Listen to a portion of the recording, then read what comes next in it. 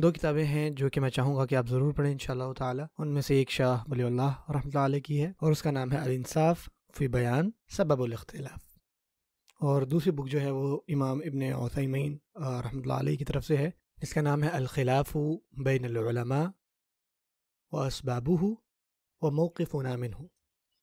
یہ دو کتابیں ہیں جو کہ الحمدللہ بہت ہی اچھے طریقے سے لکھی گئی ہیں، اور بیسکلی اس کے اندر ایکسپلین کیا گیا ہے کہ کس طرح ایک حدیث کے اوپر مختلف علماء کی مختلف رائے ہوتی ہے. اور ہم انشاءاللہ کچھ وجوہات پڑھیں گے، اور ان میں سے ایک یہ ہے کہ وہ ثبوت اور وہ جو حدیث تھی ہو سکتا ہے کہ ان عالم تک وہ نہ پہنچی ہو جب انہوں نے اپنا کوئی فیصلہ سنایا ہو. یہ ہو سکتا ہے، حتیٰ کہ یہ چیز صحابہ کرام رضی اللہ عنہ کے درمیان بھی ہوئی. بہت سارے لوگ سمجھتے ہیں کہ ایسا ہرگز نہیں ہے، لیکن اگین ہمیں انٹلیکچولی آنیسٹ ہونا پڑے گا اس معاملے میں. یعنی ایسے بھی صحابہ تھے جن کو احادیث نہیں پتہ تھی. میں آپ کو انشاءاللہ اس کی ایگزامپل دیتا ہوں. آپ کو پتہ بھی، آپ نے پہلے سنی بھی ہوں گی. اب ہوتا ہے کہ حضرت عمر رضی اللہ تعالیٰ عنہ کے دور میں شام میں ایک وبا پھیل گئی، ٹھیک ہے، اور جب وہ وبا وہاں پر پھیلی اور یہ خبر حضرت عمر تک پہنچی تو انہوں نے اپنے ساتھیوں سے پوچھا کہ ہمیں کیا کرنا چاہیے اس معاملے میں. ان میں سے لوگوں کی مختلف رائیں تھیں، لیکن پھر حضرت عبد الرحمن بن عوف رضی اللہ عنہ آئے. انہوں نے یہ فرمایا کہ میں نے رسول صلی اللہ علیہ وسلم سے یہ سنا ہے کہ جب آپ سنو کہیں پہ کوئی وبا پھیلی ہے تو اگر آپ وہاں پہ نہیں ہیں تو آپ وہاں پر نہ جائیں، اور اگر آپ وہاں پر ہیں تو وہاں سے نہ نکلیں. جب حضرت عبد الرحمن بن عوف آئے اس حدیث کے ساتھ اور انہوں نے کہا کہ یہ میں نے رسول اللہ صلی اللہ علیہ وسلم سے میں نے سنا ہے،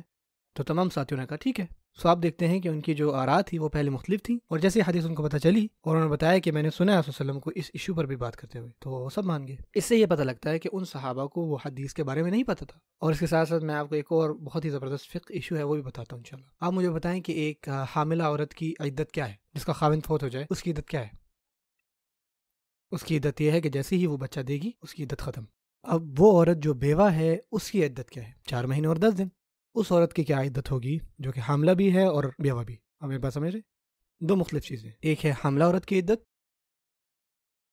ان کی یہ عدت ہے کہ اجلہن ان یضعن حملہن، جو ان کا انتظار کرنے کا پیریڈ ہے وہ تب تک ہے جب تک وہ برتھ نہیں دیتی. اور جہاں تک بات ہے ایک بیوہ کی عدت کی، والذین یتوفون منکم ویذرون ازواجا یتربصن بانفسہن 4 اشہر وعشرہ. اللہ تعالیٰ فرماتے ہیں ان عورتوں کے بارے میں جن کے خاوند فوت ہو گئے ہیں کہ ان کی عدت جو ہے وہ 4 مہینے اور 10 دن ہوگی.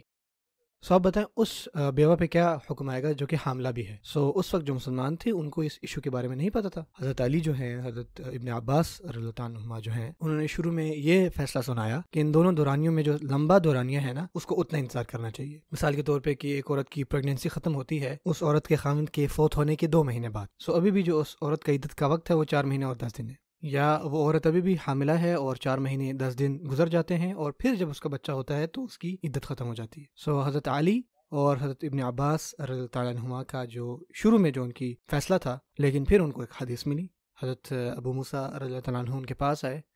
اور انہوں نے یہ فرمایا کہ رسول اللہ صلی اللہ علیہ وسلم نے اجازت دی تھی سبیعہ الاسلمیہ کہ وہ شادی کر لیں کچھ ہی راتوں کے بعد جب ان کے خاوند فوت ہو گئے تھے، کیونکہ ان کے گھر اولاد ہوئی تھی ان کے خاوند کے فوت ہونے کے اگلے دن.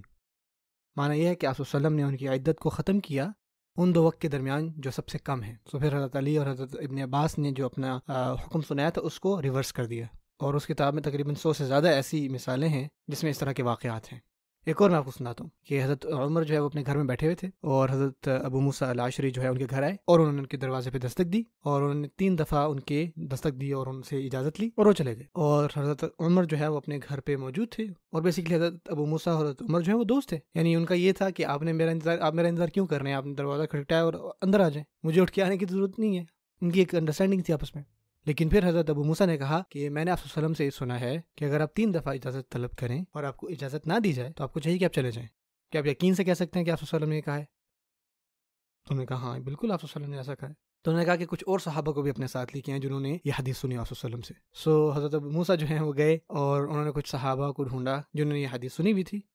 اور حضرت عمر جو ہے انہوں نے ان کو اس بات کو یقینی بنایا کہ وہ کچھ اور صحابہ کو بھی لے کے آئے جنہوں نے اس حدیث کو ان کے ساتھ سنا ہو، کیونکہ حضرت عمر جو ہے وہ بہت زیادہ حیران تھے کہ انہوں نے اس حدیث کو آپ صلی اللہ علیہ وسلم سے کیوں نہیں سنا. یہ وہ واقعات ہیں جو کہ ہمیں ملتے ہیں کہ بعض اوقات آپ کوئی فیصلہ سناتے ہیں اور آپ تک وہ حدیث نہیں پہنچی ہوتی. ہو سکتا ہے کہ وہ بہت واضح ہو لیکن آپ نے وہ حدیث نہیں سنی. دوسری بات جو دوسری وجہ ہو سکتی ہے وہ یہ ہے کہ ایک حدیث ایک عالم کو پتہ ہو، اور یہ خاص کر بات ہے ان لوگوں کی جو ہیں اصحاب الرائے، وہ لوگ جو رائے رکھتے تھے، جیسے حضرت امام ابو حنیفہ رحمۃ اللہ علیہ، جیسے ان کو کوئی حدیث پتہ لگی لیکن ان کو شک تھا کہ یہ صحیح ہے یا نہیں، لیکن کچھ علماء ایسے بھی تھے جو اس حدیث کی صحت پر مطمئن تھے، تو ان کا یہ طریقہ تھا کہ وہ اپنے منطق پر رلائے کرتے تھے تب تک جب تک ان کو یقین نہ آ جائے کہ یہ حدیث صحیح ہے،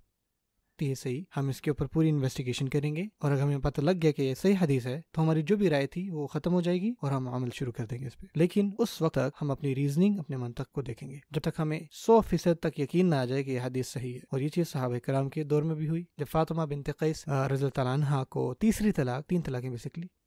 یہ جو صحابیاں تھیں ان کی شادی ہوئی تھی ایک اور صحابی سے جن کا نام ابو عامر ابن حرس، انہوں نے ان کو تیسری طلاق دی، یعنی کہ اس طلاق کے بعد واپسی ممکن نہیں ہوتی، تو اس وقت نہیں پتا تھا کہ عدت کے معاملات میں کیا کیا جائے، یہ کلیئر نہیں تھا، اور یہ پہلی دفعہ ہوا تھا کہ 3 طلاقیں دی گئیں کسی کو، اور اس سے پہلے یہ کنسیپٹ تھا کہ 1 طلاق دی جاتی اور وہ عدت جو ہے یا تو ختم ہو جاتی یا وہ عورت واپس آ جاتی، لیکن یہ پہلی دفعہ ایسا ہوا کہ 3 طلاقیں ہو گئیں، اب اس کی عدت کے اوپر بات کرنی تھی، ان کو نہیں پتا تھا کہ کیا کیا جائے۔ جب ان کو تیسری طلاق ہوئی تو اپنے گھر واپس آ گئیں، لیکن انہوں نے کچھ جو بھیجی، ان صحابیوں کو لگا کہ یہ ٹھیک نہیں تھا اور یہ ان کی توہین ہوئی ہے، ان کے گزشتہ خامد نے ان کو جو بھیجی، اور ان کو بھی نہیں پتا تھا کہ کیا کیا جائے گا، کہ کیا ابھی عدت ہے، کیا یہ نفقہ ہے یا مینٹیننس ہے، کیا ان کو کچھ دینا چاہیے اس کے بعد یا نہیں۔ تو رسول اللہ صلی اللہ علیہ وسلم نے یہ فیصلہ سنایا کہ یہ آخری طلاق تھی، تیسری طلاق ہے، کیونکہ باقی 2 طلاقوں میں یہ ممکن ہوتا ہے کہ واپسی ہو جائے، اور وہ عورت جو ہے وہ اپنے خاوند کے ہی گھر میں رہتی ہے حتیٰ کہ اس کی عدت بھی چل رہی ہو، یعنی چانس ہوتا ہے کہ واپسی ہو جائے خاوند اور عورت میں۔ لیکن تیسرے کیس میں آپ صلی اللہ علیہ وسلم نے حضرت فاطمہ بنت قیس کو کہا کہ جائیے اور کسی صحابیات کے ساتھ جا کے رہیے، یعنی آپ صلی اللہ علیہ وسلم نے اس رشتے کو کمپلیٹلی طور پہ ختم کیا اور ان کی عدت بھی ختم کر دی، یعنی کچھ عدت تھی لیکن دوبارہ شادی کرنے کی، لیکن ان کا وہاں اپنے خاوند کے ساتھ رہنا ختم ہو گیا، کیونکہ اس کے بعد کوئی چانس نہیں تھا کہ وہ دونوں واپس ایک ساتھ ہو سکتے ہیں۔ حضرت عمر نے جب اس حدیث کو سنا اپنی خلافت میں، جب انہوں نے حدیث سنا تو ان کو تھوڑا شک ہوا اس کی صحت کے اوپر، تو انہوں نے یہ کہا کہ جب تک مجھے یقین نہیں آتا، جب تک میں یہ کنفرم نہ کروا لوں، اپنی خلافت کے دور میں انہوں نے یہ کہا، تو ہم جو سورۃ طلاق کی پہلی آیت ہے اس پر عمل کریں گے تب تک، لا تخرجوہن من بیوتہن، ان عورتوں کو ان کے گھروں سے مت نکالو۔ سونے کا جب تک مجھے اس حدیث کی صحت کے بارے میں پتہ نہیں لگ جاتا تو ہم اس آیت پر عمل کریں گے۔ یہ صحابہ کا بھی طریقہ کار تھا، خاص کر اصحاب الرأی کا، خاص کر ان لوگوں کا جو کہ اپنی رائے دیتے تھے کسی بھی معاملے پر۔ ایسا کیوں تھا؟ کیونکہ عراق میں بہت ساری ایسی احادیث آنے شروع ہو گئیں، عراق سے لوگ جو ہے خود بخود باتیں کر کر وہ منسوب کر دیتے تھے نعوذ باللہ صلی اللہ علیہ وسلم کے ساتھ۔ نمبر 3 کہ وہ عالم جو ہیں وہ حدیث بھول گئے جب انہوں نے کوئی فیصلہ سنایا، اور یہ بڑا مشکل ہے۔ آپ یہ پوچھیں گے کس طرح ایک عالم جو ہے وہ کوئی حدیث بھول سکتے ہیں؟ میں آپ کو بتاؤں اپنی چھوٹی سی کیپیسٹی میں کسی وے اور شیپ میں اپنے آپ کو کمپیئر نہیں کرا کسی بھی امام کے ساتھ، لیکن بعض اوقات ایسا ہوتا ہے مجھے حفظ ہوتی ہے وہ حدیث، لیکن مجھ سے جب سوال پوچھا جاتا ہے تو وہ میرے ذہن میں وہ حدیث اس ٹائم نہیں آتی، میں سم ٹائم بندہ بھول جاتا ہے، ذہن میں نہیں آتی وہ بات، اور ہوتا یہ کہ کچھ وقت بعد جب میں گھر پہنچتا ہوں تو ایک دم سے وہ حدیث جو ہے واپس یاد آ جاتی ہے، اور پھر میں جو ہے اس بندے کو فون کرتا ہوں واپس۔ ہوتا کیا کہ بعض اوقات آپ نے یاد تو کی ہوتی ہے لیکن اس وقت یاد نہیں آ رہی ہوتی۔ امام الدہلوی فرماتے ہیں حتیٰ کہ آپ صلی اللہ علیہ وسلم جو ہے ایک دفعہ نماز پڑھا رہے تھے تو ان کو ایک آیت بھول گئی، اور یہ واقعہ ہوا ہے نماز میں، اور نماز کے بعد جب وہ ان کو کوئی آیت بھول گیا تو انہوں نے حضرت ابی ابن کعب رضی اللہ عنہ سے پوچھا کہ آپ نے مجھے کیوں نہیں یاد دلایا، آپ کو چاہیے تھا کہ مجھے آیت یاد دلائیں، اور دوسری طرف ان کو یہ لگا کہ شاید آپ صلی اللہ علیہ وسلم نے یہ آیت منسوخ ہو گئی ہے، تو اس کے جواب میں آپ نے فرمایا کہ میں انسان ہوں، بعض اوقات ہم بھول جاتے ہیں چیزیں۔ یہ کہنا اعوذ باللہ کہ کس طرح سے امام مالک، امام ابو حنیفہ، امام شافعی، امام احمد کس طرح وہ بھول سکتے ہیں، یا کسی بھی علماء کے بارے میں کہنا۔ اور سبحان اللہ، میں آپ کو ایک اور قصہ سناتا ہوں۔ ایک دفعہ حضرت عمر جو ہیں اور حضرت عمار ابن یاسر رضی اللہ تعالیٰ عنہما، آپ دونوں ایک سفر پہ گئے، اور جب وہ صبح اٹھے تو وہ دونوں جو ہے وہ حالت جنابہ میں تھے، یعنی ان کو غسل کی ضرورت تھی۔ اب ایشو کہاں تھا؟ اب اس سفر میں جو بھی ان کا قافلہ تھا، جو بھی ان کو غسل کی حاجت تھی، لیکن وہاں پر پانی موجود نہیں تھا۔ انہوں نے کیا کیا؟ کیا انہوں نے تیمم کیا؟ کیا کیا آپ مجھے بتائیں۔ غسل کرنے کے لیے کیا ان کو کرنا چاہیے؟ مثال کے طور پہ آپ جہاز میں سفر کر رہے ہیں اور سنک میں کوئی پانی نہیں آ رہا اور نماز کا وقت ہے، آپ کیا کریں گے؟ نماز چھوڑ دیں گے؟ اس میں کیا حکم ہے؟ کیا ہمیں کرنا چاہیے؟ حتیٰ کہ خواتین بھی جواب دے سکتی ہیں، پیورٹی کے وقت جب پانی نہیں ہے تو آپ کیا کریں گے؟ اور تیمم کس طرح کریں گے؟ وضو میں تو یہ نہ کہ آپ اپنے ہاتھ اور منہ پہ ہلکی ہلکی مٹی لگاتے ہیں، کس طرح سے اس حکم پر عمل کریں؟ اس وقت حضرت عمر اور حضرت عمار کو نہیں پتا تھا کہ کیا کیا جائے، غسل کا تیمم کیا کریں۔ پتہ حضرت عمار نے کیا کیا، وہ گئے اور جو مٹی ہے نا وہ اپنے پورے جسم پر لگانے لگ گئے۔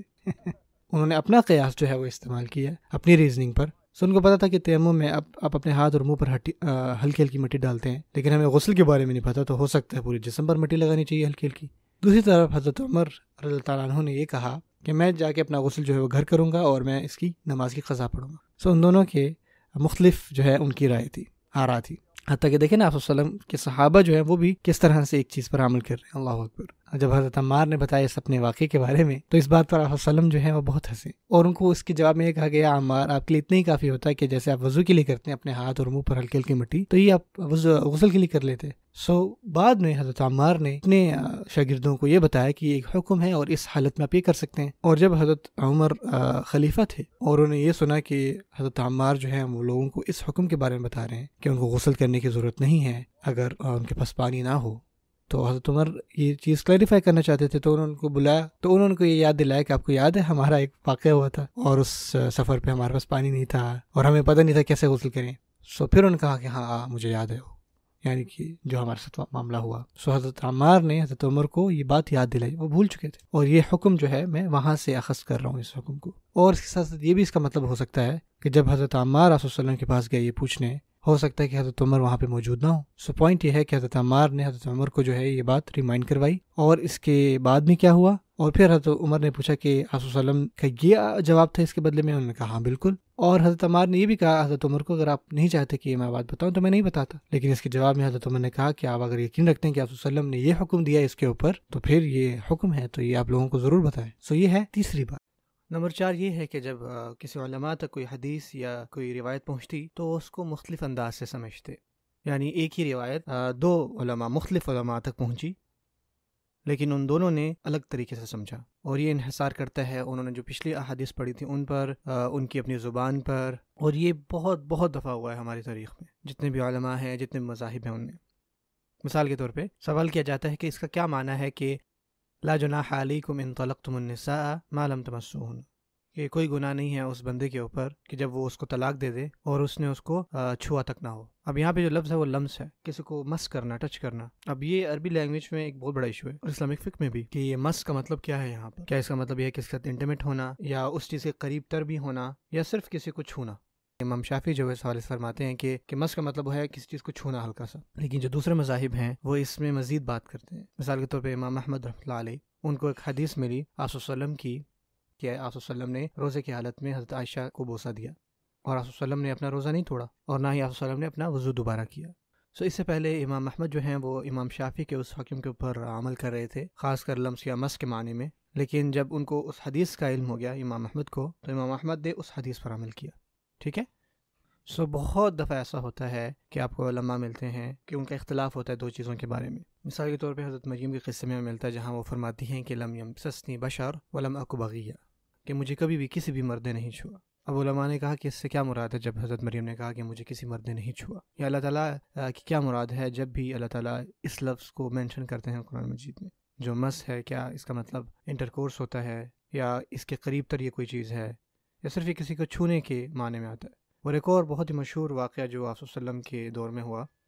کہ جب آپ صلی اللہ علیہ وسلم نے اپنے صحابہ کو کہا کہ آپ میں سے کوئی بھی عصر کی نماز نہیں پڑھے گا جب تک وہ بنو قریظہ نہ پہنچ جائے۔ یہ اختلاف کی بہت مشہور اگزامپل ہے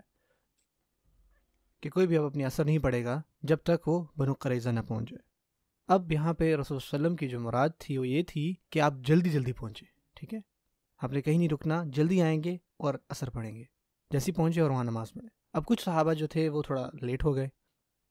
بنو قریظہ کے راستے میں عصر کا وقت ختم ہو رہا تھا، سو ان میں سے کچھ نے جو ہے وہ عصر کی نماز پڑھ لی۔ ان صحابہ کا اجتہاد یہ تھا کہ ہمیں ابھی نماز پڑھ لینی چاہیے، آپ صلی اللہ علیہ وسلم کی مراد شاید یہ تھی کہ ہمیں جلدی جانا چاہیے تھا، اور وہ پہنچے تھے وہاں پہ مغرب کی اذان کے بعد، اور انہوں نے عصر اس وقت پڑھی۔ اس کے جواب میں آپ صلی اللہ علیہ وسلم نے ان دونوں کے اس عمل کو اپروو کیا، ٹھیک ہے، دونوں صحابہ کے اجتہاد کو جو ہے اس کو آپ صلی اللہ علیہ وسلم نے اپروو کیا، کیونکہ کچھ صحابہ نے اس کو جس طرح سے سمجھا تھا، اور یہ ایک اصولی بات ہے کہ کسی چیز کے موجود ہونے میں جو کہ بہت خاص ہو، کیا آپ ایک عام اسٹیٹمنٹ لیتے ہیں اور آپ وہ کرتے ہیں کہ جو اس سے خاص ہوتا ہے؟ یعنی ہمیں پتہ ہے کہ عصر جو ہے وہ مغرب کے وقت ختم ہو جاتی ہے، آپ صلی اللہ علیہ وسلم نے جو بات کہی کہ آپ نے مغرب وہاں پڑھنی ہے، اس سے کیا مراد تھا؟ اب اس اسٹیٹمنٹ سے ہم اپنا اجتہاد کریں گے کہ کیا یہ صحیح ہے یا نہیں، یا پھر ہم وہی خاص جو حکم آیا تھا، خاص وہ بات، اس کو لیں گے اور اس پر عمل کریں گے، کیونکہ ایک بات جو ہے اس پہ مختلف طریقوں سے عمل کیا جا سکتا ہے، ہر بندے کی اپنی سوچ کے مطابق۔ ہمیں جو کہا گیا ہم اسی کے اوپر رکے رہیں گے۔ اب اصولی لحاظ سے جو صحابہ تھے جو رکے اور جنہوں نے نماز پڑھی، اصولی لحاظ سے وہ لوگ ٹھیک تھے، لیکن رسول صلی اللہ علیہ وسلم یہ بات بھی جانتے تھے کہ دونوں صحابہ نے، دونوں طرفوں نے اپنی بیسٹ ریزننگ استعمال کی ہے، اور دونوں طرفوں نے اپنے لحاظ سے ٹھیک عمل کیا اس بات پہ، اور آپ صلی اللہ علیہ وسلم نے اس بات پہ کچھ نہیں کہا، اور رسول صلی اللہ علیہ وسلم نے دونوں کو اپروو کیا۔ اب ہم اس سے یہ چیز اخذ کرتے ہیں کہ دیکھیں صحابہ کے درمیان بھی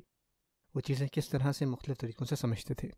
جو پانچویں بات ہے، اور یہ بہت ہی زیادہ ضروری بات ہے، کہ ایک عالم کو ایک حدیث کے بارے میں پتہ لگا اور جو کہ بالکل صحیح ہے، لیکن اب وہ حدیث جو ہے وہ منسوخ ہو چکی ہے، انگلش میں ایبروگیٹڈ کہتے ہیں۔ اگر آپ کو حدیث میں الناسخ والمنسوخ کا نہیں پتہ نا، تو پھر یہ آپ کے لیے سمجھنا بہت مشکل ہو جائے گا، اور یہ چیز میں بہت زیادہ دیکھتا ہوں، حتیٰ کہ عقیدہ کے مسائل میں بھی، کہ آپ ایک حدیث سنتے ہیں کہ وہ حدیث آپ صلی اللہ علیہ وسلم نے اسلام کی شروعات میں کہیں کہی تھی، اور پھر کچھ وقت بعد آپ صلی اللہ علیہ وسلم نے اس کا حکم ختم کیا، اس کو منسوخ کیا، لیکن آپ کو نہیں پتا، لیکن آپ وہ حدیث کہتے ہیں دیکھیں یہ تو امام موطا میں ہے اور البخاری میں ہے،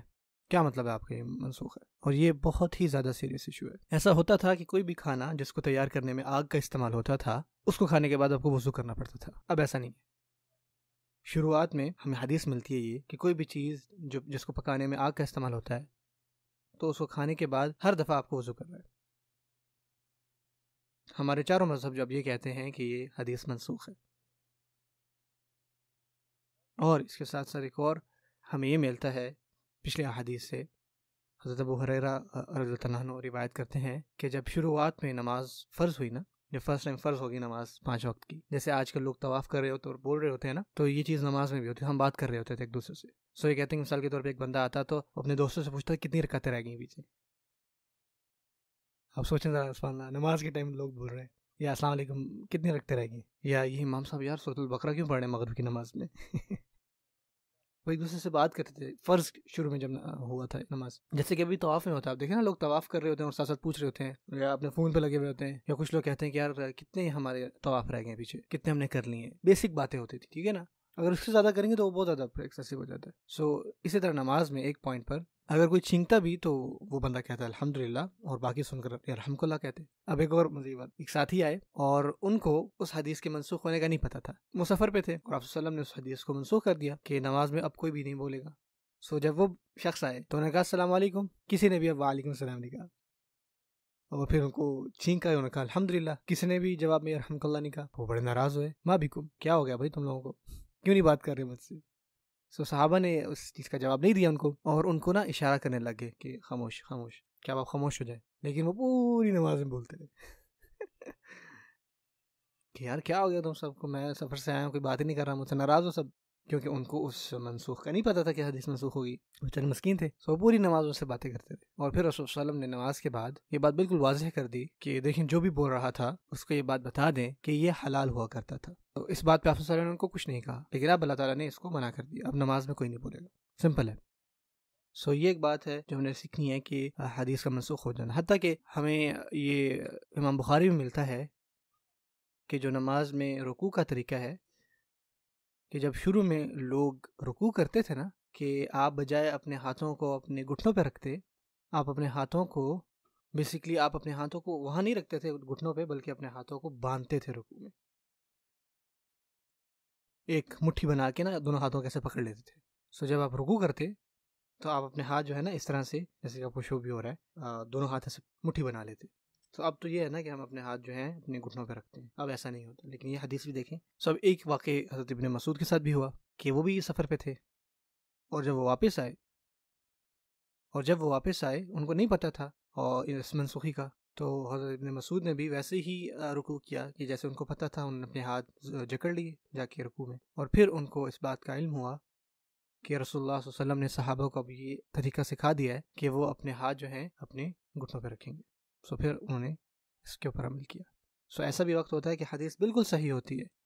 لیکن وہ منسوخ ہو چکی ہوتی ہے،